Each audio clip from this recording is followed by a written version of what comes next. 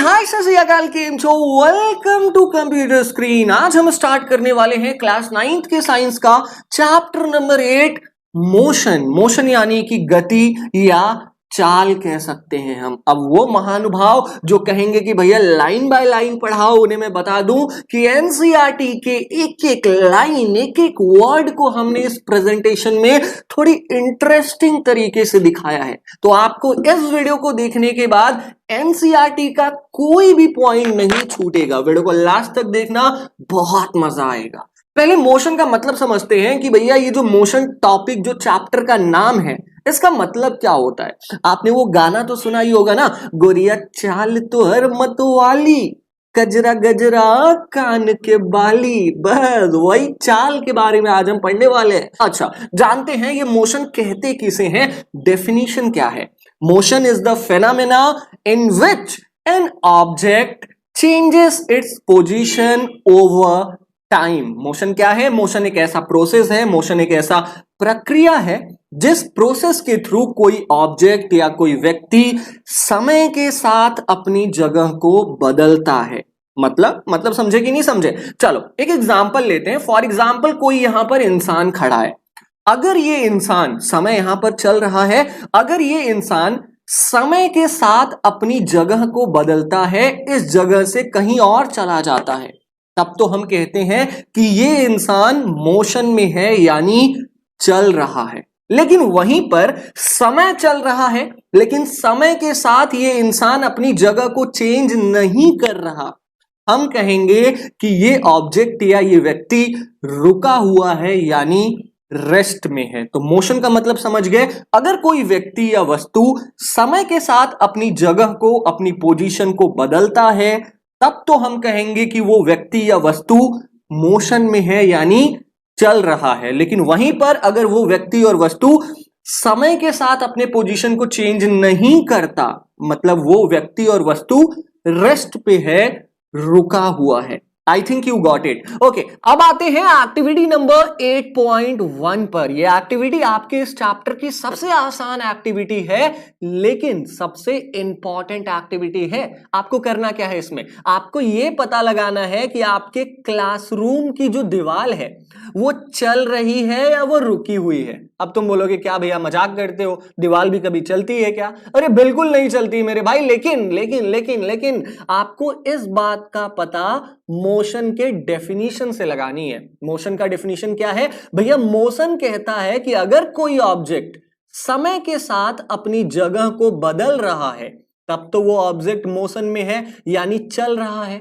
लेकिन वहीं पर कोई ऐसा ऑब्जेक्ट है जो समय के साथ रुका हुआ है, मतलब समय तो चल रहा है लेकिन वो अपना जगह नहीं बदल रहा, वो वहीं का वहीं पर रुका हुआ है। तो भैया ऐसे ऑब्जेक्ट को हम कहेंगे कि ये ऑब्जेक्ट रेस्ट पर है। ठीक है, अब आपको यह पता लगाना है कि आपकी दीवार रेस्ट पर है कि मोशन पर है। यह पता लगाने के लिए आपको यह जानना पड़ेगा कि रेफरेंस पॉइंट किसे कहते हैं।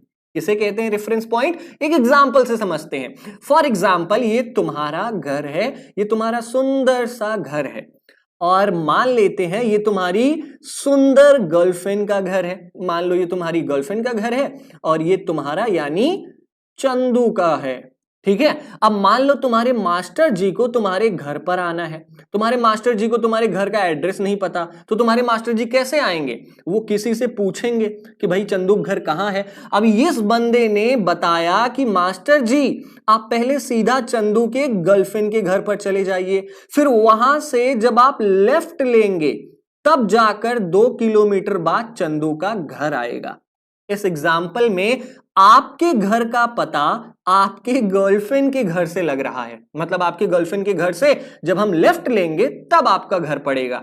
इसी को तो रेफरेंस पॉइंट कहते हैं। रेफरेंस पॉइंट कोई ऐसा पॉइंट होता है जिस पॉइंट से हम किसी दूसरी चीज के लोकेशन का पता लगाते हैं। समझ में आया? अच्छा, अब हम जानेंगे कि ये दीवार रेस्ट पर है या चल रही है। इस बात का पता हमें कैसे लगेगा? याद रखना भाई, कोई चीज अगर चल रही होती है तो वो समय के साथ अपनी जगह, अपनी डिस्टेंस को भी बढ़ाता है, अपनी जगह को भी बदलता है। ठीक है, फॉर एग्जाम्पल तुम किसी क्लास में बैठे हुए हो और तुम्हारे सामने ये क्लास की दीवार है। ठीक है, तुम खिड़की के बाहर देखते हो तो बाहर तुम्हारे कोई पेड़ दिखता है, कोई ट्री दिखता है। ठीक है, मान लो तुम्हारे क्लास की दीवार और इस पेड़ के बीच में 10 मीटर की दूरी है। कितनी मीटर की दूरी है? 10 मीटर की दूरी है। तो क्या दिन रात जैसे जैसे समय बीतता है तो क्या ये दूरी बढ़ती जाती है क्या? 10 मीटर से पेड़ खिसक के 20 मीटर पे हो जाएगा क्या?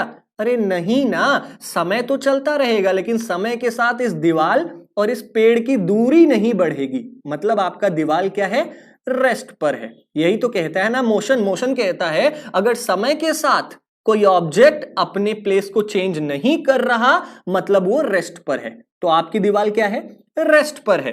लेकिन लेकिन लेकिन ये डिपेंड करता है रेफरेंस पॉइंट पर। हमने पेड़ को रेफरेंस पॉइंट लिया तो ये दीवार रुकी हुई है। वहीं पर मान लो हमने सन को रेफरेंस पॉइंट ले लिया। सन कभी ईस्ट डायरेक्शन में होता है, कभी बीच में होता है, कभी वेस्ट डायरेक्शन में होता है। तो भाई मान लो कि तुम्हारी दीवार और सन के बीच में 1000 किलोमीटर की दूरी है।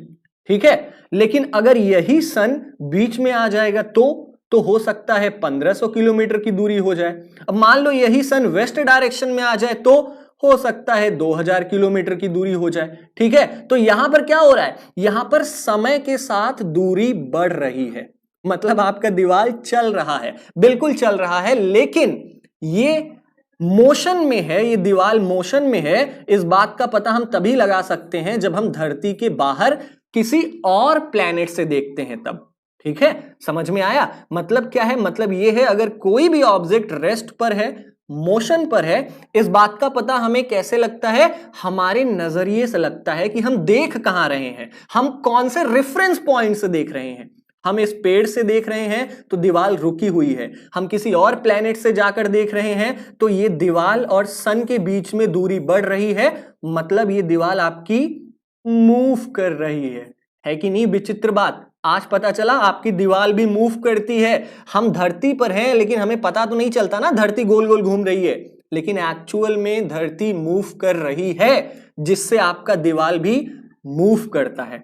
इसको जानने के लिए हम एक्टिविटी नंबर 8.2 करेंगे। एक्टिविटी 8.1 और 2 दोनों एक्टिविटीज से हमें एक ही बात का पता चलता है कि भाई कोई भी ऑब्जेक्ट रेस्ट पर है या मोशन पर है, इस बात का पता हमें उसके रेफरेंस पॉइंट से लगता है। मतलब कौन सी जगह से देखा जा रहा है, इस बात से पता लगता है कि कोई ऑब्जेक्ट रेस्ट पर है या मोशन पर है। इस एक्टिविटी में आपको करना क्या है? क्या आपने कभी ये एक्सपीरियंस किया है कि आप अगर ट्रेन में बैठे होगे तो आपने कभी ना कभी ये एक्सपीरियंस जरूर किया होगा। कैसा एक्सपीरियंस? आप किसी ट्रेन में बैठे हुए हो, वो ट्रेन रुकी हुई है लेकिन फिर भी आपको कभी कभी लगता है कि ट्रेन चल रही है। किया है एक्सपीरियंस? कब होता है ऐसा? ऐसा तब होता है, फॉर एग्जाम्पल ये प्लेटफॉर्म है, फॉर एग्जाम्पल ये प्लेटफॉर्म है और आपकी ट्रेन इसी प्लेटफॉर्म के किनारे पर खड़ी है। ठीक है, मान लो तुम्हारी ट्रेन के बगल में कोई दूसरी ट्रेन जा रही है जो कि चल रही है, जो कि चल रही है। आप यहां पर कहीं बैठे हुए हो, आप जब इस चलती हुई ट्रेन को देखोगे ना तो आपको लगेगा यार मेरी भी ट्रेन चल रही है क्या?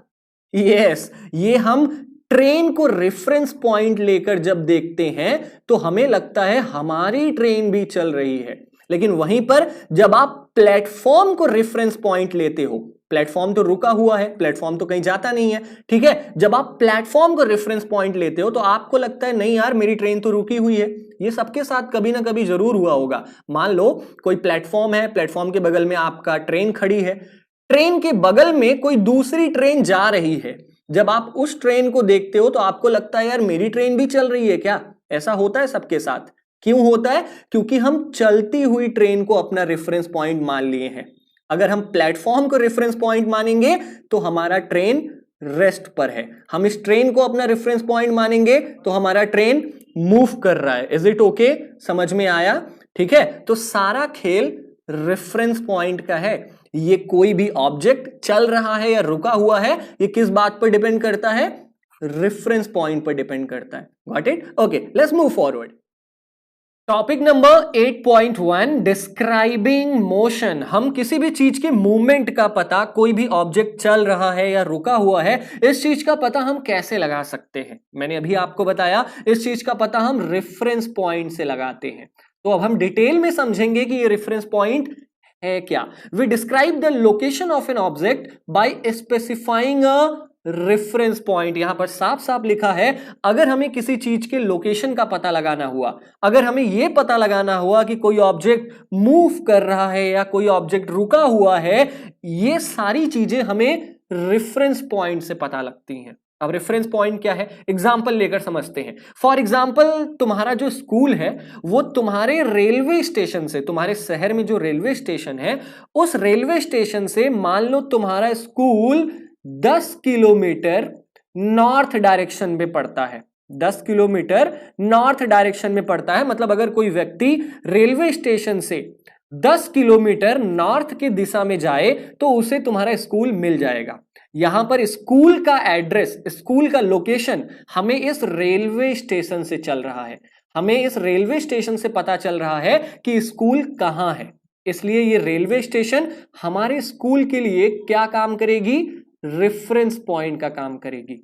समझ में आ रहा है, समझ में आ रहा है। ऐसे ही अगर मान लो तुम्हें हॉस्पिटल जाना है और जो हॉस्पिटल है वो तुम्हारे स्कूल से 5 किलोमीटर वेस्ट डायरेक्शन में है। किस डायरेक्शन में है, मान लो तुम्हारे शहर में जो हॉस्पिटल है वो तुम्हारे स्कूल से 5 किलोमीटर की वेस्ट डायरेक्शन में है। अब तुम हॉस्पिटल तक कैसे पहुंचोगे, जब तुम स्कूल से 5 किलोमीटर वेस्ट डायरेक्शन में जाओगे तो तुम हॉस्पिटल पहुंच जाओगे। तो हॉस्पिटल के एड्रेस का पता हमें इस स्कूल से चल रहा है, ठीक है। इसलिए ये स्कूल हॉस्पिटल का रेफरेंस पॉइंट का काम करेगा। तो रेफरेंस पॉइंट मतलब समझ रहे हो क्या होता है। देखो यहां पर देखो लिखा गया है कि to describe the position of an object we need to specify a reference point called the origin. मतलब क्या है, मतलब ये है अगर हमें किसी चीज के लोकेशन का पता लगाना है कि कोई चीज कहां पड़ता है या कोई चीज मूव कर रहा है या कोई चीज रुका हुआ है, ये सारी चीजों का पता हमें रेफरेंस पॉइंट से लगता है। रेफरेंस पॉइंट को हम ओरिजिन भी कहते हैं। ओरिजिन का मतलब क्या होता है, कोई चीज जहां से निकलती है, ठीक है। जैसे इस वाले ऊपर वाले एग्जांपल में देखो, यहां हम रेलवे स्टेशन से निकल रहे हैं स्कूल के लिए, तो ये रेलवे स्टेशन हमारा ओरिजिन कहलाएगा, ठीक है। हम स्कूल से निकल रहे हैं हॉस्पिटल के लिए, तो ये हॉस्पिटल हमारा क्या कहलाएगा, सॉरी ये स्कूल हमारा क्या कहलाएगा, ओरिजिन कहलाएगा, ठीक है। तो ओरिजिन मतलब समझ गए, बिल्कुल समझ गए होंगे, जहां से हमें यह पता चले कि कोई दूसरा ऑब्जेक्ट कहां पर लोकेट है, कहां पर पड़ता है, उसी को हम रेफरेंस पॉइंट या ओरिजिन कहते हैं। अब आपने ओरिजिन समझ लिया, आगे बढ़ते हैं। डिस्क्राइबिंग मोशन के अंदर हमारा सबसे पहला सब टॉपिक आता है motion along a straight line. अगर कोई ऑब्जेक्ट सीधे चलता है, अगर कोई ऑब्जेक्ट स्ट्रेट लाइन में चलता है तो इससे हमें क्या क्या पता चलता है वो हम इस टॉपिक में जानेंगे। देखो हम इस टॉपिक में डिस्प्लेसमेंट, डिस्टेंस, स्पीड, वेलोसिटी, ये सभी हम इसी टॉपिक में पढ़ेंगे, ठीक है। और एक चीज मैं और आपको बता दूं कि the simplest type of motion is the motion along a straight line. अगर कोई भी ऑब्जेक्ट सीधे चलती है तो समझ लो कि वो सबसे आसान तरीके का मोशन है। सिंपल सी बात है भाई, सीधे चलना बहुत आसान होता है, ठीक है। अच्छा पहले ये समझो कि motion in a straight line कहते किसे हैं, सीधे चलने का मतलब क्या है। सीधे चलने का मतलब भाई सीधे चलना है। अच्छा इसको एक एग्जांपल से समझते हैं। क्या है एग्जाम्पल, फॉर एग्जाम्पल ले लो कोई ऑब्जेक्ट है जो अपनी जर्नी स्टार्ट करता है ओ से, और ओ को हम रेफरेंस पॉइंट मानेंगे। मान लो कोई ऑब्जेक्ट है, for example this is a car, ये कोई कार है, ये कार ओ से चलना स्टार्ट करता है, तो जहां से कोई ऑब्जेक्ट निकलता है, जहां से कोई ऑब्जेक्ट चलना स्टार्ट करता है, अपनी जर्नी स्टार्ट करता है, उसको हम रेफरेंस पॉइंट कहते हैं या हम उसको ओरिजिन भी कहते हैं, ठीक है। तो ओ को हम ओरिजिन मान लेते हैं, मतलब ये ऑब्जेक्ट ओ से चलना स्टार्ट कर रहा है, ठीक है। Let A B and C represent the position of the object at different instants. ये जो सी है, बी है और ए है, ये तीन अलग अलग जगह हैं जहां पर ये ऑब्जेक्ट मूव करके पहुंचेगा, ठीक है। मान लिया हमने, फॉर एग्जांपल सी को हम मान लेते हैं कि सी मतलब मुंबई है, ठीक है। बी मतलब मान लेते हैं हम दिल्ली है, ठीक है। और ए का मतलब हम मान लेते हैं चेन्नई है, हाँ। और कोई ऑब्जेक्ट O से निकला है, ठीक है। तो सीधे चलने का मतलब क्या होता है ये समझो पहले। कोई ऑब्जेक्ट O से निकलता है, O से निकलते निकलते वो C तक पहुंचता है, फिर B तक पहुंचता है, फिर वो A के पास पहुंचता है और A के पास पहुंचने के बाद वो वापस मुड़ जाता है, B तक पहुंचता है, फिर वो B तक पहुंचने के बाद C तक पहुंच जाता है। मतलब क्या है, मतलब ये ऑब्जेक्ट सीधे गया और वापस लौटकर भी ये ऑब्जेक्ट सीधे वापस आया। इसी चीज को हम motion along a straight line कहते हैं। समझ में आया मोशन अलोंग स्ट्रेट लाइन क्या है? अच्छा, अब आगे पढ़ते हैं। यहीं पर हमारा आता है डिस्टेंस किसे कहते हैं। डिस्टेंस किसे कहते हैं? The total path length covered by the object is OA plus OC। हमने देखा कि भाई जब ये हमारी कार थी, ये जो हमारी कार है, ये O से चलना स्टार्ट करती है, बिल्कुल। अब जब चलना स्टार्ट करी तो ये कितना दूर चली? ये पहले O से पूरा A तक गई, ठीक है, फिर वापस मुड़कर ये A से पूरा C तक गई। तो इस कार ने टोटल कितना डिस्टेंस कवर किया? सबसे पहले 0 से 60 किलोमीटर, फिर वापस 60 किलोमीटर से इधर 35 किलोमीटर ये वापस आई और टोटल 60 किलोमीटर ये सीधे गई। मतलब टोटल इस कार ने कितना डिस्टेंस ट्रैवल किया? O से लेकर A तक गई, फिर A से लेकर C तक गई। इतना ही डिस्टेंस तो इस कार ने ट्रैवल किया ना। OA 60 किलोमीटर है, AC कितना है? 35 किलोमीटर है। मतलब इस हमारी कार ने टोटल कितना डिस्टेंस कवर कर लिया? 95 किलोमीटर।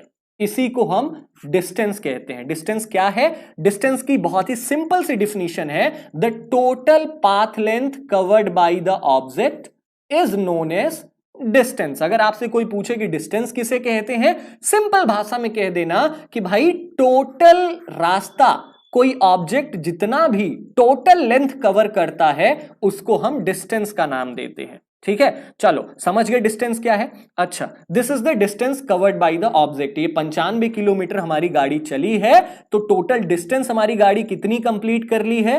60 किलोमीटर गई, 35 किलोमीटर वापस आई, मतलब 95 डिस्टेंस, 95 किलोमीटर की दूरी हमारी इस कार ने तय किया है। ठीक है, समझ गए। टू फाइंड द डिस्टेंस, अगर हमें डिस्टेंस का पता लगाना हो, अगर हमें यह पता लगाना हो कि कोई ऑब्जेक्ट कितना दूर चली है, तो हमें सिर्फ उसके न्यूमेरिकल वैल्यू को गिनना होगा। न्यूमेरिकल वैल्यू मतलब जैसे मैंने यहां पर गिना कि कार हमारी गई 5 किलोमीटर, 10 किलोमीटर, 15 किलोमीटर, 60 किलोमीटर गई, फिर 60 किलोमीटर से वापस आई 35 किलोमीटर। तो हमने न्यूमेरिकल वैल्यू को जोड़ा। ये जो गिनती है, हमने केवल गिनती को गिना, हमने ये नहीं देखा कि कौन से डायरेक्शन में हमारी गाड़ी जा रही है। किसी भी डायरेक्शन में जाए, बस हम उसके किलोमीटर को गिन लिए, मतलब हमने उसके डिस्टेंस को पता कर लिया। तो किसी भी ऑब्जेक्ट के डिस्टेंस को पता लगाने के लिए हमें केवल कितना किलोमीटर गाड़ी चलती है या कितना डिस्टेंस वो चलती है, इस बात का पता लगाने के लिए हमें केवल न्यूमेरिकल वैल्यू की जरूरत पड़ेगी। 1 किलोमीटर, 2 किलोमीटर, 3 किलोमीटर, ये सब न्यूमेरिकल वैल्यू कहलाती है। ठीक है, न्यूमेरिकल वैल्यू को हम मैग्नीट्यूड भी कहते हैं। आगे 10th में, 11th में, 12th में आपको मैग्नीट्यूड मैग्नीट्यूड मैग्नीट्यूड कह के टीचर लोग पका देंगे। मैग्नीट्यूड का मतलब समझ दो, सीधी सी बात है, गिनती।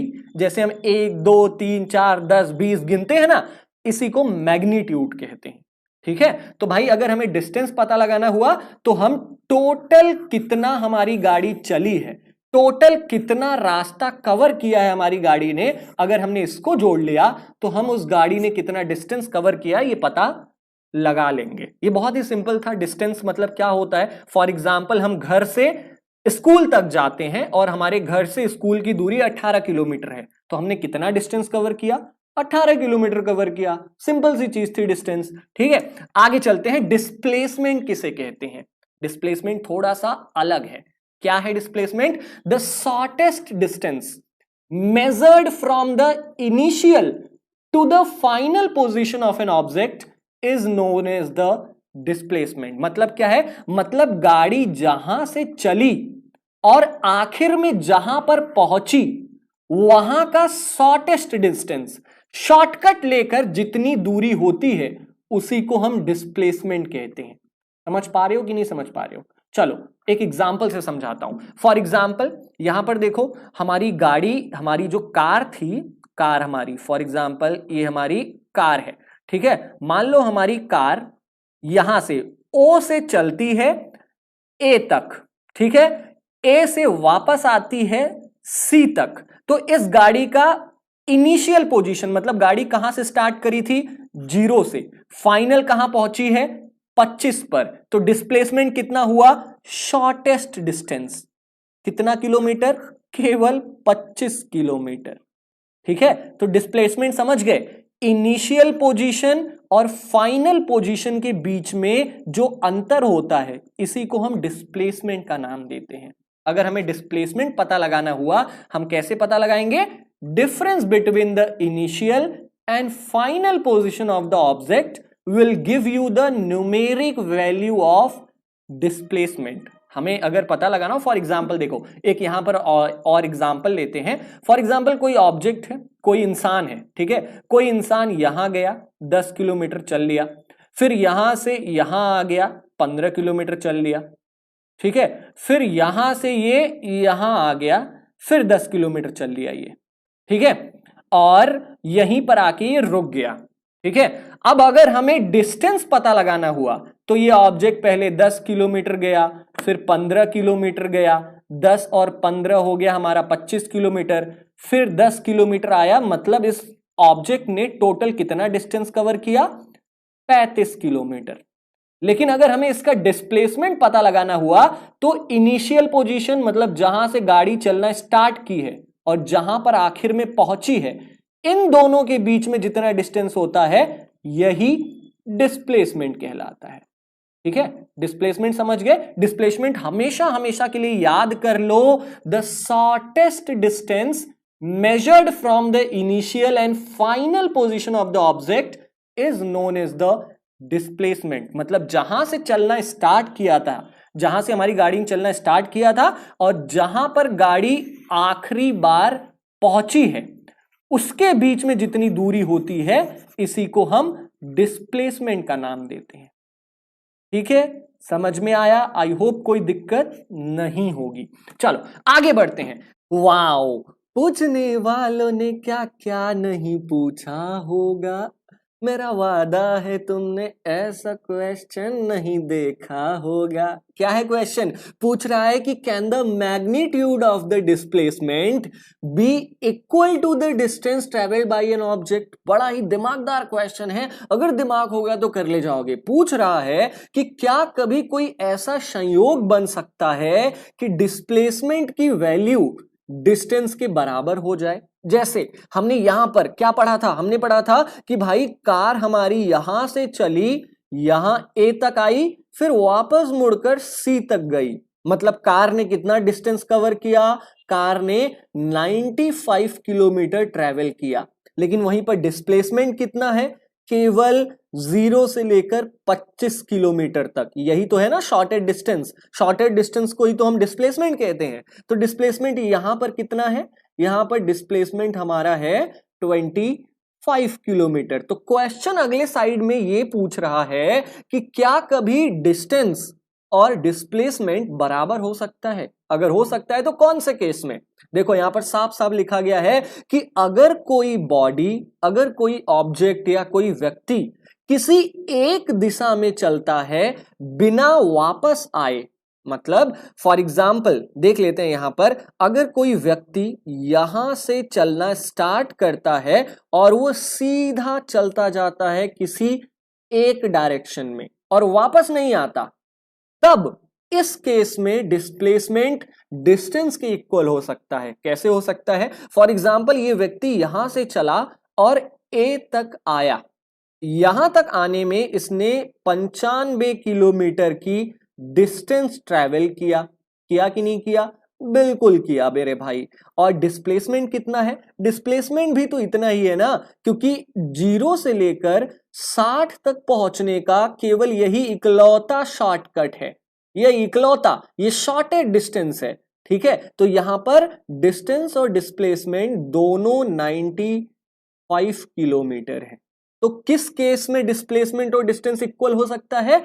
ऐसा केस या ऐसी संयोग जब बॉडी हमारा, जब कोई भी व्यक्ति या कोई भी ऑब्जेक्ट किसी एक ही दिशा में चलता है बिना वापस आए, तब इस केस में डिस्प्लेसमेंट डिस्टेंस के इक्वल हो सकता है। समझ गए ना, डिस्प्लेसमेंट डिस्टेंस के कब इक्वल होता है। चलो आगे पढ़ते हैं कि एक यहां पर बूझो ने ना बहुत ही पते की बात बताई है। कहा है कि magnitude of displacement can be zero but distance can not. बहुत ही मजेदार बात बताई है। बूझो ने कहा है कि भैया कभी कभी ना डिस्प्लेसमेंट जो होता है वो जीरो हो सकता है, कभी कभी डिस्प्लेसमेंट जीरो हो सकता है, लेकिन डिस्टेंस हमारा कभी भी जीरो नहीं हो सकता।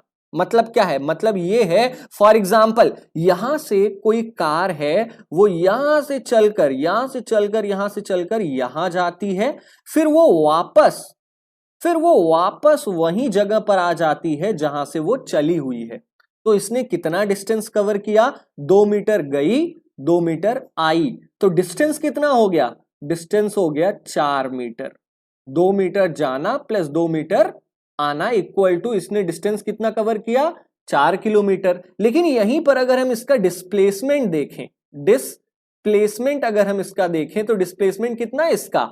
ये 2 मीटर गई, 2 मीटर आई, वापस तो उसी जगह पर आ गई ना। इनिशियल पोजीशन फाइनल पोजीशन के बराबर हो गया। इस केस में डिस्प्लेसमेंट कितना है? 0 किलोमीटर।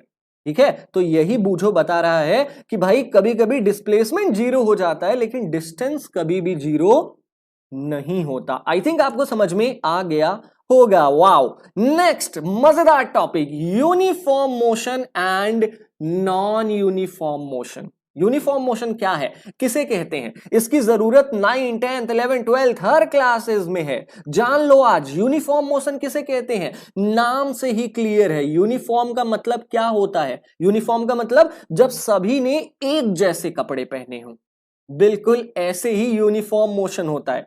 एग्जाम्पल से समझते हैं। अगर कोई ऑब्जेक्ट है या कोई व्यक्ति है, कोई भी इंसान है, अगर वो 1 सेकेंड में 5 मीटर डिस्टेंस ट्रेवल करता है, वो 0 से चलता है और 5 मीटर तक पहुंच जाता है 1 सेकेंड में, फिर अगला 5 मीटर वो अगले सेकेंड में पहुंचता है, ठीक है, फिर अगला 5 मीटर भी वो अगले 1 सेकेंड में पहुंच जाता है। इस केस में क्या हुआ है? In this case the object covers equal distance in equal interval of time. ये जो व्यक्ति है ये 5 मीटर 1 सेकेंड में चल रहा है, तो अगला 5 मीटर भी ये 1 ही सेकेंड में चल रहा है, अगला 5 मीटर भी ये 1 ही सेकेंड में चल रहा है। मतलब पर सेकेंड ये 5 मीटर चल रहा है, इक्वल डिस्टेंस इक्वल टाइम में कवर कर रहा है। हर 1 सेकेंड में ये 5 मीटर की दूरी कवर करता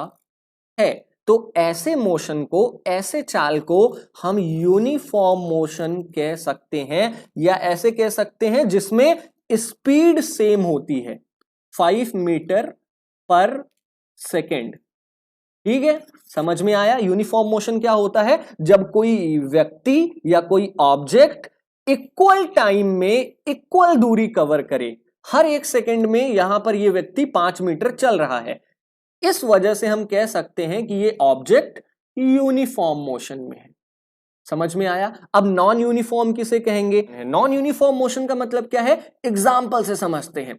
कोई व्यक्ति है, कोई इंसान है, अगर वो 1 सेकेंड में, मान लो वो 1 सेकेंड में 0 से 3 मीटर तक जा रहा है, लेकिन अगले 1 सेकेंड में वो 3 मीटर से 7 मीटर यानी 4 मीटर चल गया, फिर अगले 1 सेकेंड में वो 7 मीटर से 12 मीटर यानी 7 5 12 5 मीटर चल गया। मतलब यहां पर जो स्पीड है वो कांस्टेंट नहीं है, एक जैसी नहीं है। ये व्यक्ति 1 सेकेंड में 3 मीटर, अगले 1 सेकेंड में 4 मीटर, अगले 1 सेकेंड में 5 मीटर कवर कर रहा है।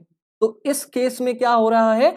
इन दिस केस जो ऑब्जेक्ट है, जो व्यक्ति है, वो अनइक्वल डिस्टेंस कवर कर रहा है इक्वल इंटरवल ऑफ टाइम में। मतलब 1 सेकेंड लग रहा है 3 मीटर, अगले 1 सेकंड में उसने 4 मीटर कवर कर लिया, अगले 1 सेकंड में उसने 5 मीटर कवर कर लिया। मतलब इसने अनइक्वल डिस्टेंस कवर की इक्वल इंटरवल ऑफ टाइम में। ऐसे मोशन को हम नॉन यूनिफॉर्म मोशन कहते हैं। नॉन यूनिफॉर्म मोशन में जो स्पीड होती है वो क्या होती है, वो वेरिएंट होती है, मतलब कांस्टेंट नहीं होती, लगातार एक ही स्पीड नहीं बनी होती है। जैसे पिछला वाला जो हमने यूनिफॉर्म मोशन देखा था, यूनिफॉर्म मोशन में स्पीड कितना था, 5 मीटर पर सेकेंड, हर 1 सेकेंड में 5 मीटर जा रहा था ये व्यक्ति। लेकिन यहां पर पहले सेकंड में 3 मीटर, दूसरे सेकंड में 4 मीटर, तीसरे सेकंड में 5 मीटर। ठीक है, तो ऐसे मोशन को हम नॉन यूनिफॉर्म मोशन का नाम देते हैं। Did you get it? Activity number 8.5, इस एक्टिविटी में है क्या, थोड़ा ध्यान से पढ़ना, बड़ी मजेदार एक्टिविटी है। The data regarding the motion of 2 objects A and B are given in table 8.1। ये जो टेबल 8.1 है ना, इस टेबल में क्या दिया गया है, एक ऑब्जेक्ट है A और दूसरा ऑब्जेक्ट है B, इन दोनों के मोशन का डाटा दिया गया है यहां पर। मतलब ये दोनों ऑब्जेक्ट A और B कितने समय में कितना मीटर चले हैं वो यहां पर इनके कॉलम में दिया गया है। आपको क्या करना है, इनको ध्यान से पढ़ो, एग्जामिन देम केयरफुली, और ये बताओ कि कौन सा ऑब्जेक्ट यूनिफॉर्म मोशन में है और कौन सा ऑब्जेक्ट नॉन यूनिफॉर्म मोशन में है। आपको यहां पर इतना बताना है कि कौन सा ऑब्जेक्ट ए और बी में से कौन सा ऑब्जेक्ट यूनिफॉर्मली चल रहा है और कौन सा ऑब्जेक्ट नॉन यूनिफॉर्मली चल रहा है। तो आपने यहां पर देखा है कि 9:30 से 9:45 के बीच में कितने मिनट का गैप है, 15 मिनट का। ऐसे ही 9:45 और 10 के बीच में भी 15 मिनट का गैप है, 10 से 10:15 के बीच में 15 मिनट का गैप है। मतलब यहां पर सभी के बीच में 15-15 मिनट का गैप है। ऑब्जेक्ट ए हर 15 मिनट पर 10 मीटर चलता है, अगले 15 मिनट में 10 मीटर और चल लिया, अगले 15 मिनट में 10 मीटर और चल लिया, अगले 15 मिनट में 10 मीटर और चल लिया, अगले 15 मिनट में 10 मीटर और चल लिया। तो यहां पर जो ऑब्जेक्ट ए है ना, वो हर 15 मिनट पे 10 मीटर चल रहा है। मतलब इक्वल टाइम पर इक्वल डिस्टेंस कवर कर रहा है। अगले 15 मिनट में भी 10 मीटर, अगले 15 मिनट में भी 10 मीटर, अगले 15 मिनट में भी 10 ही मीटर चला। मतलब जो ऑब्जेक्ट ए है वो यूनिफॉर्म मोशन में है, और जाहिर सी बात है जब ऑब्जेक्ट ए यूनिफॉर्म मोशन में है तो object B non uniform motion में है। तुम देख पा रहे हो ऊपर, सिंपली देख सकते हो कि 12 से 19 7 का गैप है, 19 से 23 4 का गैप है, 23 से 35 12 का गैप है। मतलब हर 15 मिनट पे अपनी डिस्टेंस बदल रहा है। तो यहां पर ये बी वाला ऑब्जेक्ट नॉन यूनिफॉर्म मोशन में है। समझ गए? चलो आगे बढ़ते हैं। अब आता है हमारा topic number 8.2, measuring the rate of motion. मतलब कोई भी ऑब्जेक्ट कितनी स्पीड से चल रहा है, इस चीज को हम मेजर करना सीखेंगे इस पर्टिकुलर टॉपिक नंबर 8.2 में। यहां पर आपके लिए 2 फिगर्स दिए गए हैं। पहले फिगर में आपने देखा ही होगा, लाइव मैच जब चलता है, जब क्रिकेट आता है, तो जैसे ही बॉलर बॉल को फेंकता है ना, तो उस बॉल की स्पीड नीचे लिखकर आ जाती है। यहां पर देख रहे हो 6 के 6 बॉल की स्पीड नीचे दी गई है। ठीक है, और दूसरा फिगर देखो, यहां पर ये साइन बोर्ड बताया गया है, ये साइन बोर्ड है यहां पर, और इस साइन बोर्ड में बताया गया है स्पीड की लिमिट। मतलब यहां पर इस रोड पर छोटी गाड़ियां 50 किलोमीटर पर घंटे के हिसाब से चल सकती हैं और बड़ी गाड़ियां 40 किलोमीटर पर घंटे के हिसाब से चल सकती हैं। वो इस साइन बोर्ड में बताया गया है। ठीक है, look at the situations given in ever figures. इन दोनों फिगर्स को ध्यान से देखो। अगर बॉलिंग स्पीड 143 किलोमीटर पर घंटे है तो इसका मतलब क्या है? What does it mean? क्या मतलब है इसका? इसका मतलब यह है कि भैया जिस स्पीड से ये बॉलर बॉल को फेंक रहा है, अगर ये बॉल इसी स्पीड से चलती रही तो ये बॉल 1 घंटे में 143 किलोमीटर दूर चली जाएगी। ठीक है, तो पहले फिगर का मतलब समझ गए। दूसरा फिगर क्या बताने की कोशिश कर रहा है? दूसरे फिगर में भाई वार्निंग दी गई है। किस तरीके की वार्निंग? वार्निंग दी गई है कि जितनी भी छोटी गाड़ियां हैं वो 50 किलोमीटर पर घंटे के हिसाब से चलेंगी, और जितनी भी बड़ी गाड़ियां हैं वो 40 किलोमीटर पर घंटे के हिसाब से चलेंगी। ये इनकी स्पीड का लिमिट होना चाहिए, अगर इससे क्रॉस करोगे तो तुम्हारा एक्सीडेंट हो सकता है। ठीक है, तो दूसरे वाले फिगर में वार्निंग दी गई है और तीसरे वाले फिगर मतलब पहले वाले फिगर में बॉल की स्पीड बताई गई है। समझ में आया? ओके, आगे चलते हैं और पढ़ते हैं, देखते हैं क्या है। ओके, आगे देखते हैं। Different objects may take different amount of time to cover a given distance. क्या कहा गया है? कहा गया है कि भाई दो ऑब्जेक्ट्स अलग अलग समय ले सकते हैं एक ही दूरी को कवर करने में। फॉर एग्जाम्पल, इस ऑब्जेक्ट को भी 1 किलोमीटर चलना है और इस ऑब्जेक्ट को भी 1 किलोमीटर चलना है, तो मे बी ये ऑब्जेक्ट 1 किलोमीटर जाने में थोड़ा ज्यादा टाइम लगाए और हो सकता है ये ऑब्जेक्ट 1 किलोमीटर जाने में बहुत कम टाइम लगाए। ऐसा हो सकता है। ऐसा क्यों होता है? क्योंकि भाई कुछ चीजें तो बड़ी तेज चलती हैं, वो जल्दी से डिस्टेंस को कवर कर लेती हैं, लेकिन कुछ चीजें बहुत ही स्लो चलती हैं, बहुत ही धीरे चलती हैं, इसलिए उन्हें डिस्टेंस कवर करने में टाइम लगता है। The rate at which objects move can be different. क्या कहा गया है? क्या कहा गया है? कहा गया है कि भाई कोई चीज स्लो चलती है, कोई चीज फास्ट चलती है, मतलब उनका जो रेट है, उनकी जो स्पीड है वो अलग अलग हो सकती है। जैसे साइकिल की स्पीड कम होती है, हमारे मोटरसाइकिल की स्पीड ज्यादा होती है, और कभी कभी ऐसा भी होता है कि अलग अलग चीजों की स्पीड सेम हो सकती है, एक जैसी हो सकती है। अब हमें स्पीड का पता लगाना हुआ तो कैसे लगाएंगे? हम कैसे पता लगाएंगे कि कोई ऑब्जेक्ट कितनी स्पीड से चल रहा है? कैसे पता लगाएंगे? One of the ways of measuring the rate of motion of an object is to find out the distance travelled by the object in unit time. अगर हमें पता लगाना हुआ कि भाई कितनी स्पीड से कोई चीज चल रही है, तो हम क्या करेंगे? हम कितना डिस्टेंस ट्रेवल किया है उस ऑब्जेक्ट ने, कितने टाइम में किया है, डिवाइड कर देंगे, हमारा स्पीड निकल जाएगा। फॉर एग्जाम्पल कोई कार है, ठीक है। अब इस कार ने टोटल 10 किलोमीटर डिस्टेंस ट्रेवल किया और यहां पर पहुंच गई, और कितने टाइम में ट्रेवल किया? मान लो 2 घंटे में ट्रेवल किया। तो डिस्टेंस कितना ट्रेवल किया? 10 किलोमीटर। 10 को हम ऊपर लिख देंगे, 10 किलोमीटर। कितने घंटे में? 2 घंटे में। डिवाइड कर दो, 2 1 जा 2, 2 2 जा 2, 5 जा 10, मतलब कितना बच गया? स्पीड कितनी है इस कार की? स्पीड कितनी है इस कार की? 5 किलोमीटर पर आवर। तो स्पीड निकालना आ गया। अगर हमें किसी भी ऑब्जेक्ट की स्पीड निकालनी है तो हम डिस्टेंस कितना ट्रेवल किया उस ऑब्जेक्ट ने, कितने टाइम में किया, उसको डिवाइड कर देंगे, हमारे पास स्पीड की वैल्यू आ जाएगी। ठीक है, the quantity is referred to as speed. हम इसे क्या कहते हैं? हम इसे स्पीड का नाम देते हैं। समझ गए? The SI unit of speed is metre per second. हम मैथमेटिक्स के कैलकुलेशन के लिए, फिजिक्स में कैलकुलेशन करने के लिए स्पीड का सबसे छोटी यूनिट का यूज करते हैं, एसआई यूनिट का यूज करते हैं। स्पीड की एसआई यूनिट क्या है? Metre per second. एसआई क्या होता है यार? देखो, एसआई यूनिट का मतलब क्या होता है? हम बोलने को तो कुछ भी कह सकते हैं। हम कह सकते हैं कि कोई गाड़ी 20 किलोमीटर पर घंटे के हिसाब से चल रही है, हम कह सकते हैं कि कोई गाड़ी 20 मीटर पर सेकेंड के हिसाब से चल रही है। बोलने को तो हम कुछ भी कह सकते हैं, लेकिन लिखने के लिए, आपके एग्जाम में लिखने के लिए, आपके मैथमेटिक्स के एग्जाम में लिखने के लिए, फिजिक्स के एग्जाम में लिखने के लिए, जहां भी स्पीड की वैल्यू आप बताते हो ना, तो हमेशा वो वैल्यू मीटर पर सेकेंड में बताया करो। इससे क्या होता है? इससे एग्जामिनर के माइंड में इंपैक्ट अच्छा पड़ता है।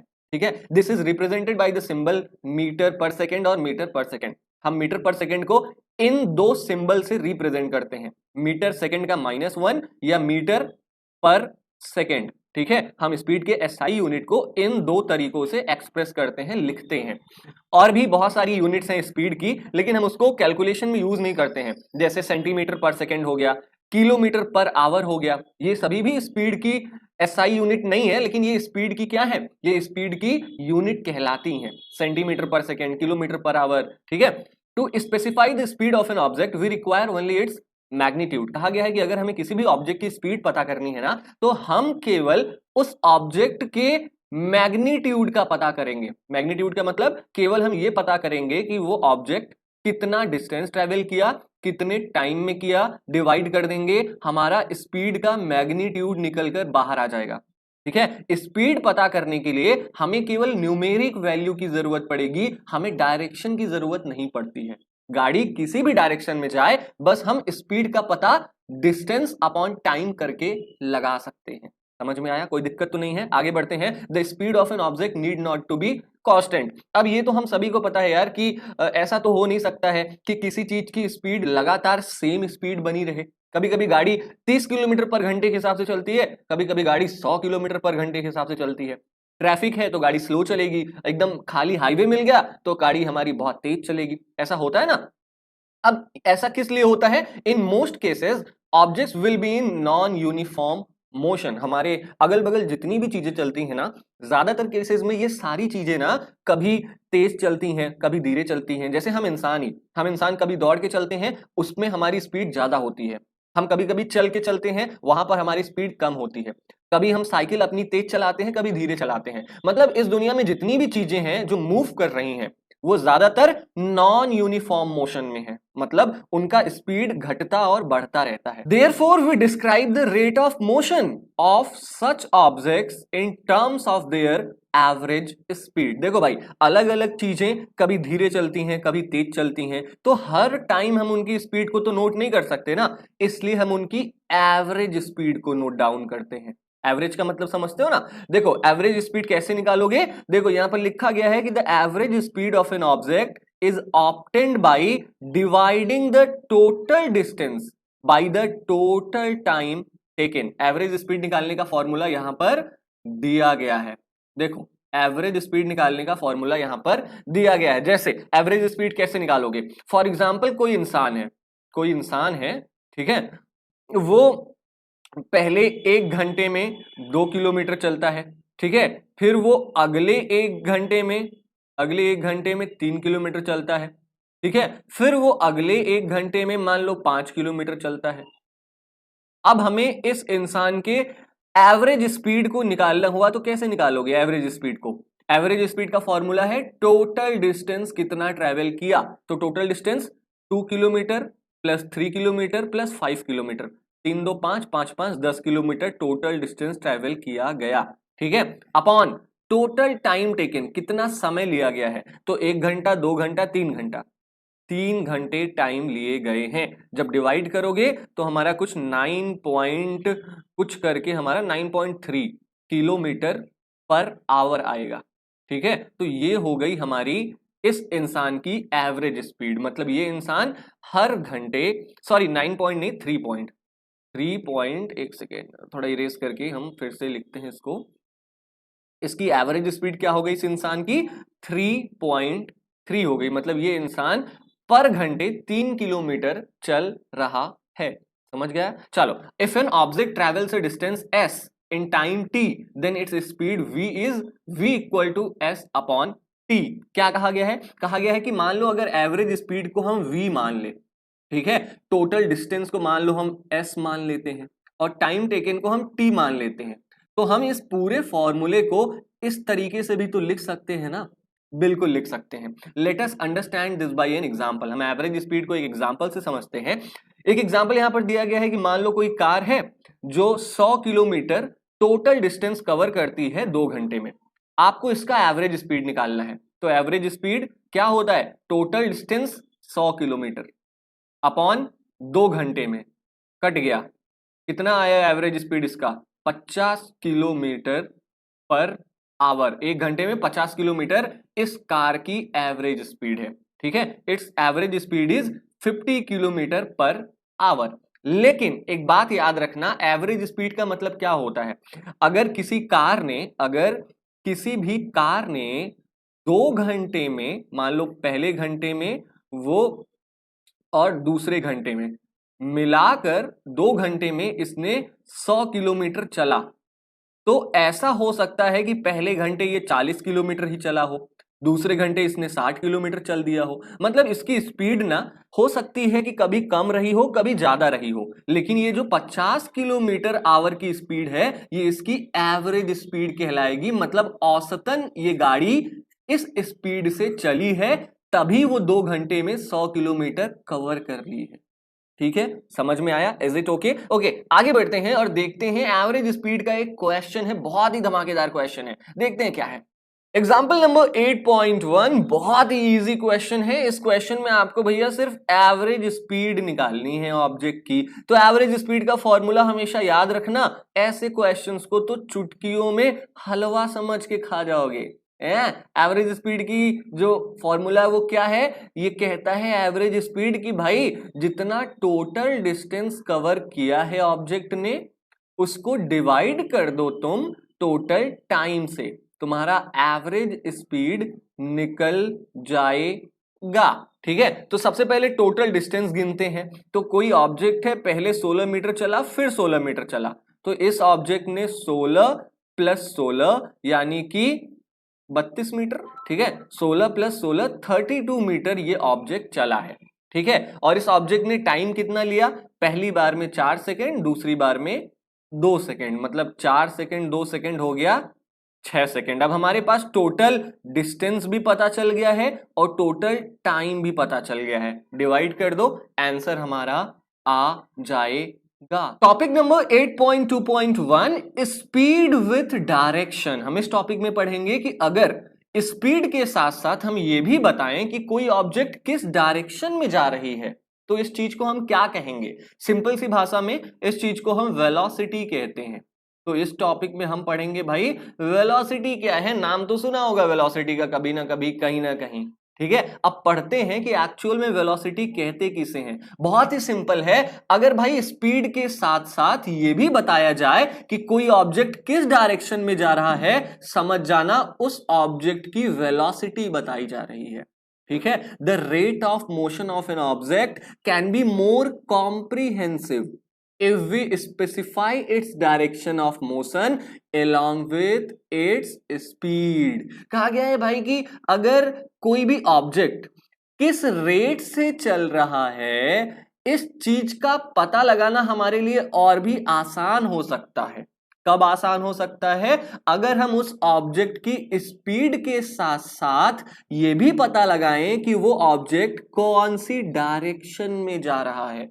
फॉर एग्जाम्पल, एक एग्जाम्पल लेते हैं, कोई व्यक्ति है वो आगे जा रहा है 2 किलोमीटर पर घंटे के हिसाब से, और वो 2 किलोमीटर पर घंटे के हिसाब से नॉर्थ डायरेक्शन में चल रहा है। तो यहां पर इस व्यक्ति की स्पीड प्लस डायरेक्शन दोनों बताया गया है। इसी चीज को तो हम क्या कहते हैं, वेलोसिटी कहते हैं। ठीक है, समझ में आया। The quantity that specifies both these aspects is called velocity. एक ऐसी क्वांटिटी जिसमें स्पीड और डायरेक्शन दोनों को स्पेसिफाई किया जाए, दोनों का पता लगाया जाए, ऐसे क्वांटिटी को हम वेलोसिटी का नाम देते हैं। समझ रहेगा, याद रहेगा वेलोसिटी किसे कहते हैं। वेलोसिटी की डेफिनेशन रट लो, the quantity that specifies both यानी स्पीड और डायरेक्शन दोनों को जो पता लगाए, ऐसे क्वांटिटी को हम वेलोसिटी का नाम देते हैं। Velocity is the speed of an object moving in a definite direction। Exact definition तो यहां पर लिखी गई है। कहा गया है कि भाई अगर हमें वेलोसिटी का पता लगाना है तो कैसे लगाएंगे।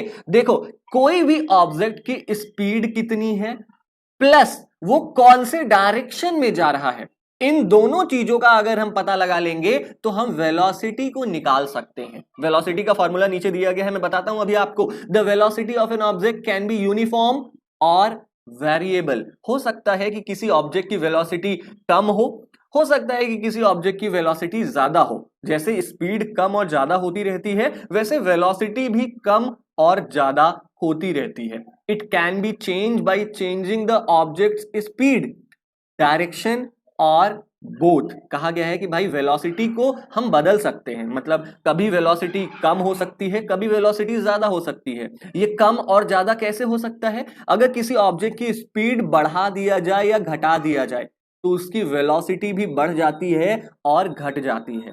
या किसी ऑब्जेक्ट के डायरेक्शन को चेंज कर दिया जाए तब भी वेलोसिटी घट और बढ़ सकती है। या स्पीड और डायरेक्शन अगर हम दोनों को चेंज कर देंगे तब भी वेलोसिटी में फर्क पड़ेगा, वेलोसिटी कम और ज्यादा हो जाएगी। ठीक है, मतलब वेलोसिटी स्पीड के जैसे ही कम और ज्यादा होती रहती है। अगर कोई ऑब्जेक्ट चल रहा है किसी स्ट्रेट लाइन में, ठीक है, किसी वेरिएबल स्पीड से चल रहा है। वेरिएबल स्पीड का मतलब कोई ऑब्जेक्ट है जो अलग अलग स्पीड से चल रहा है। जैसे रोड पर कोई कार चल रही है, कोई कार ट्रैफिक में धीरे चल रही है, उसे खाली रोड मिलता है तो वो तेज चल रही है। We can express the magnitudes of इस rate of motion in terms of average velocity. जैसे हमने यहां पर एवरेज स्पीड निकाला था ना, हमने देखा था कि भाई अलग अलग गाड़ियां, अलग अलग चीजें अलग अलग स्पीड से चलती हैं, तो हमें उसका एवरेज स्पीड पता करना पड़ेगा। ऐसे ही अलग अलग चीजों की वेलोसिटी भी तो अलग होती है ना। देखो, वेलोसिटी का मतलब सिंपल है यार, वेलोसिटी का मतलब बहुत सिंपल है, बस स्पीड के साथ साथ हम जिस वैल्यू में डायरेक्शन भी बता दें, समझ जाना वो हमारी वेलोसिटी है। समझ में आया? समझ में आया। चलो अब देखो, अब यहां पर कहा गया है कि अगर हमें वेलोसिटी को एक्सप्रेस करना है न्यूमेरिक वैल्यू में, तो हमें क्या करना पड़ेगा? हमें एवरेज वेलोसिटी निकालनी पड़ेगी। एवरेज वेलोसिटी हम कैसे निकालेंगे? जैसे एवरेज स्पीड निकालते थे ना हम, बिल्कुल वैसे ही हम एवरेज वेलोसिटी निकाल सकते हैं। देखो, आपको इस पूरे राम गाथा से जानने की क्या जरूरत है? आपको इनमें से इंपॉर्टेंट क्या जानना है? एवरेज वेलोसिटी की डेफिनेशन, एवरेज वेलोसिटी का फॉर्मूला। एवरेज वेलोसिटी की डेफिनेशन क्या है? देखो, average velocity is equal to initial velocity, मतलब कोई ऑब्जेक्ट कितनी स्पीड से चला है प्लस कितनी स्पीड उसकी लास्ट में थी, उसको अपॉन 2 कर देंगे, हमारी एवरेज वेलोसिटी निकल आएगी। एवरेज वेलोसिटी का फॉर्मूला समझ गए? देखो, इसको ऊपर पढ़ते हैं कि in case the velocity of an object is changing at a uniform rate, then average velocity is given by the arithmetic mean of initial velocity and final velocity for a given period of time। Average velocity हम कैसे निकाल सकते हैं? For example, कोई object है, कोई car है, ठीक है, वो अलग अलग वेलोसिटी से चल रही है। पहले वो 2 किलोमीटर पर आवर के हिसाब से चली है, फिर वो 3 किलोमीटर पर आवर के हिसाब से चली है। ठीक है, हम स्पीड और वेलोसिटी दोनों की जो यूनिट होती है वो सेम होती है, किलोमीटर पर घंटे। ठीक है, अब अगर हमें पता लगाना हुआ कि ये ऑब्जेक्ट की एवरेज वेलोसिटी कितनी है, तो क्या हम पता लगाएंगे? हम पता लगाएंगे कि कोई ऑब्जेक्ट जब चलना स्टार्ट किया था तब उसकी स्पीड कितनी थी, और जब वो ऑब्जेक्ट रुक गया तब उसकी स्पीड कितनी है। दोनों को प्लस करके डिवाइड कर दो 2 से, हमें एवरेज वेलोसिटी का पता चल जाएगा। एवरेज वेलोसिटी को हम इस तरीके से भी लिख सकते हैं, इस तरीके से भी हम लिख सकते हैं। एवरेज वेलोसिटी को हम v और av लिख सकते हैं, इनिशियल वेलोसिटी को हम u लिख सकते हैं, फाइनल वेलोसिटी को हम v कहते हैं। ठीक है, तो भाई ये फॉर्मूला है हमारा एवरेज वेलोसिटी का। याद रखना, इस पर बहुत सारे क्वेश्चंस हमें इस चैप्टर में करने हैं। एवरेज वेलोसिटी क्या है? Initial velocity plus final velocity upon 2। समझ में आया? Speed and velocity have the same units, that is metre per second. मैंने बताया ना, हमने स्पीड का जो यूनिट होता है मीटर पर सेकेंड, वही सेम यूनिट होता है हमारा वेलोसिटी का। और स्पीड और वेलोसिटी में ज्यादा अंतर नहीं है, बस वेलोसिटी का मतलब डायरेक्शन भी बता दिया जाता है। ठीक है, चलो अब आगे चलते हैं। Activity number 8.6। एक्टिविटी में आपको क्या करना है? देखो, बहुत ही आसान है कि measure the time it takes you to walk from the house to your bus stop और द स्कूल। कहा गया है कि भाई तुम्हारे घर से चलकर अगर तुम कहीं अपने बस स्टॉप पर जाते हो या अपने घर से चलकर तुम अपने स्कूल तक जाते हो, तो ये पता लगाओ कि कितना टाइम लगता है तुम्हें अपने स्कूल में जाने में या तुम्हारी बस स्टॉप पर जाने में तुम्हें कितना टाइम लगता है। तो भाई तुम्हारे पास घड़ी है, स्कूल जल्दी खुलने वाले हैं, मेजर कर लेना कि घर से निकलने के बाद और स्कूल तक पहुंचने में हमें कितना टाइम लगता है, मेजर कर लेना। अच्छा, मान लो कि अगर तुम 4 किलोमीटर पर घंटे के एवरेज स्पीड से चल रहे हो, ठीक है, मतलब तुम्हारी औसतन स्पीड 4 किलोमीटर पर घंटा है। अब तुम्हें बताना है कि कितना डिस्टेंस है तुम्हारा बस स्टॉप या स्कूल तुम्हारे घर से। देखो, फॉर एग्जाम्पल मान लेते हैं कि तुम घर से निकलते हो, ठीक है, घर से निकलते हो और तुम्हारे स्कूल तक पहुंचने में तुम्हें 2 घंटे लगते हैं। कितने घंटे लगते हैं? 2 घंटे लगते हैं। और तुम्हारी एवरेज स्पीड मान लो 4 किलोमीटर पर आवर की है, मतलब तुम 1 घंटे में कितना किलोमीटर जाओगे? 4 किलोमीटर। तो टोटल डिस्टेंस कितनी हुई? तुमने स्कूल तक चला 2 घंटे में, तो 2 घंटे में हम 8 किलोमीटर कवर करेंगे ना। तो भाई तुम्हारे घर से इस स्कूल की जो डिस्टेंस हो गई वो कितनी हो गई? 8 किलोमीटर।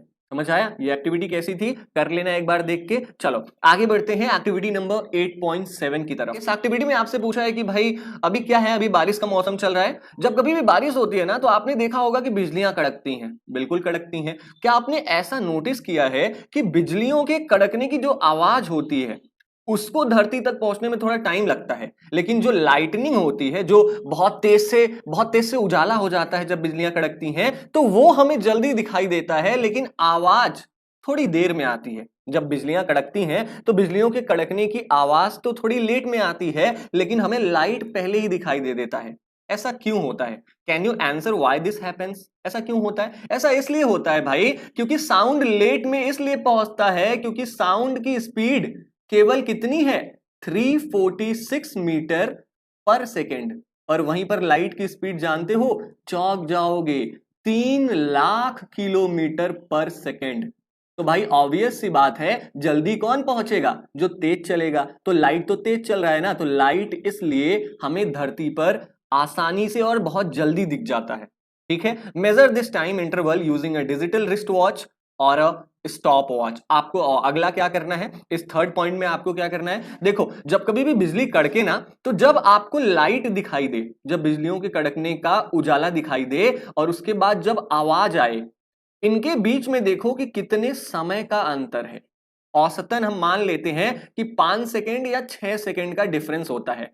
आपके पास घड़ी है, आप अभी भी बारिश का मौसम चल रहा है, जब भी बिजलियां कड़के ना तो पता लगाओ कि बिजलियों के कड़कने की जो लाइट आती है और जो आवाज आती है उनके बीच में कितना गैप है। मान लेते हैं हम 5 सेकेंड या 6 सेकेंड का गैप है।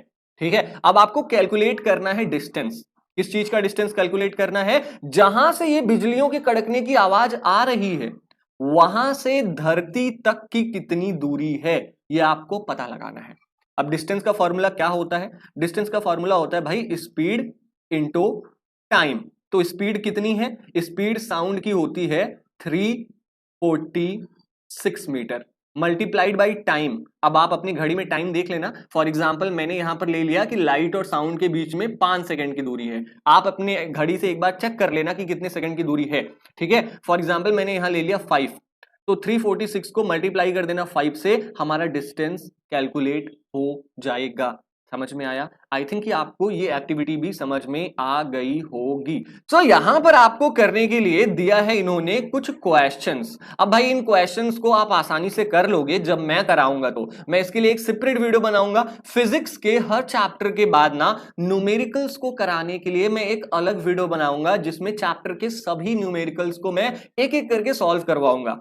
तब तक आप एग्जाम्पल नंबर 8.2 और एग्जाम्पल नंबर 8.3 को करने की कोशिश करिए। अगर कोई प्रॉब्लम आती है तो इस चैप्टर को फिनिश होते ही हम न्यूमेरिकल की एक अलग सी वीडियो बनाएंगे, उसमें आपको एक एक करके सारे न्यूमेरिकल सॉल्व करके दिखाएंगे। वैसे ये न्यूमेरिकल काफी इजी है यार। देखो इसमें क्या निकालना है, इसमें कह रहा है कि एक कार का ओडोमीटर है। ओडोमीटर मतलब जहां पर स्पीड बताया जाता है। तो एक कार है, उसका जो ओडोमीटर है वो ये बता रहा है, फॉर एग्जाम्पल कोई कार है, ठीक है, कोई कार है, उसका जो ओडोमीटर है वो ये बता रहा है कि जब गाड़ी चली तब वो गाड़ी 2000 किलोमीटर ऑलरेडी चल चुकी थी। जब वो गाड़ी चलना स्टार्ट करी है तब वो 2000 किलोमीटर ऑलरेडी चल चुकी थी। और उसके बाद जब ये गाड़ी आखिरी में कहीं जाकर खड़ी हो जाती है, ठीक है, कहीं चलकर जाकर खड़ी हो जाती है, तो इस गाड़ी ने टोटल मान लो 2400 किलोमीटर टोटल डिस्टेंस कवर कर लिया। 2000 किलोमीटर से स्टार्टिंग था और जब इसने गाड़ी खड़ी करी तब इसने देखा कि हम 2400 किलोमीटर चल चुके हैं। तो आपको क्या कैलकुलेट करना है, एवरेज स्पीड। एवरेज स्पीड का फॉर्मूला क्या होता है, डिस्टेंस अपॉन टाइम। डिस्टेंस कितना है, 2400 किलोमीटर से 2000 किलोमीटर माइनस कर दो। गाड़ी तो केवल 400 किलोमीटर चली ना, गाड़ी तो केवल 400 किलोमीटर चली क्योंकि 2000 किलोमीटर तो वो पहले ही चल चुकी थी। फिर आखिर में वो 2400 किलोमीटर तक पहुंच गई, मतलब 2000 किलोमीटर से चली, फाइनल 2400 किलोमीटर तक पहुंच गई, मतलब टोटल डिस्टेंस इसने 400 किलोमीटर कवर किया। तो टोटल डिस्टेंस 400 किलोमीटर कितने टाइम में ट्रेवल किया, यहां पर लिखा गया है 8 घंटे में। 400 किलोमीटर को 8 घंटे से डिवाइड कर दो, 50 पर किलोमीटर आवर की हमारी एवरेज स्पीड निकल गई। तो केवल फॉर्मूला रखो और आंसर को निकालते जाओ। ऐसे ही एवरेज वेलोसिटी का फॉर्मूला रखकर ये वाले क्वेश्चंस को कर लेना। So this is all about our part 1 of chapter number 8 motion. I hope आपको वीडियो पसंद आया होगा, कुछ ना कुछ आपने इस वीडियो से जरूर सीखा होगा। पार्ट 2 के लिए थोड़ा सा इंतजार करना है, बस 1 या 2 दिन का। पार्ट 2 हम जल्द अपलोड करेंगे इस चैप्टर की। तब तक बने रहिए हमारे चैनल के साथ। मिलते हैं एक और धमाकेदार, एक और फैंटास्टिक वीडियो के साथ। तब तक जाओ पढ़ो लिखो, टेक केयर ऑफ योरसेल्फ, अपने माता पिता अपने घर वालों का ख्याल रखो। जय हिंद।